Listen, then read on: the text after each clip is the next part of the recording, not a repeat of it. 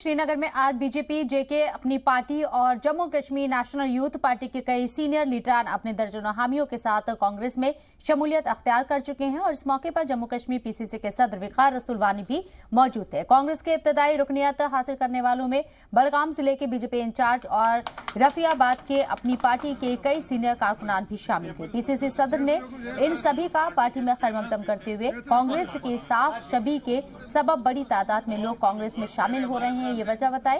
उन्होंने बताया कि भारत जोड़ो यात्रा के तहत राहुल गांधी इस माह के आखिर में जम्मू कश्मीर में दाखिल होंगे। वहीं कांग्रेस में शामिल हुए लोगों ने कहा है कि कांग्रेस ही वाहिद ऐसी जमात है जो सभी तबकों और मज़ाहिब के लोगों की नुमाइंदगी करती है।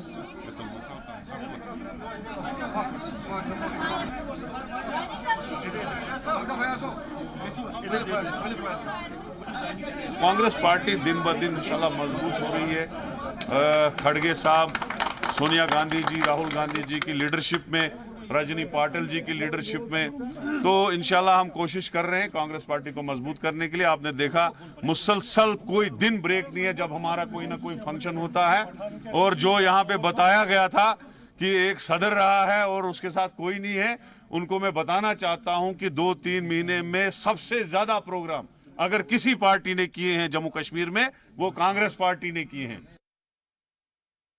कांग्रेस पार्टी पिछले 70 सालों से काम करके आई है, अब आज भी काम कर रही है, क्योंकि मैंने नेशनल यूथ पार्टी इसलिए छोड़ी है कि हमारे इलाके में बहुत सी काम है वो नहीं हो रही है।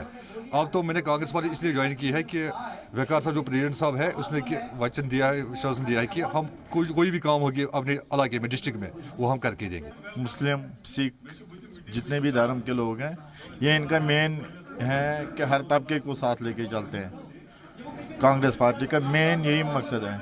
सेक्युलर पार्टी है, ये कोई रिलीजियस पार्टी नहीं है जैसे बीजेपी हिंदुइज्म बनाना चाहती है यहाँ पे। मार्च 2018 को तब से मैं यही सोच रहा था कि ये कोई सेकुलर पार्टी तो है नहीं। आज जब मुझे इनविटेशन दी गई एजाज साहब की तरफ से, इन्होंने कहा कि चलो हम जिस पार्टी की तलाश में थे वो तो कांग्रेस है।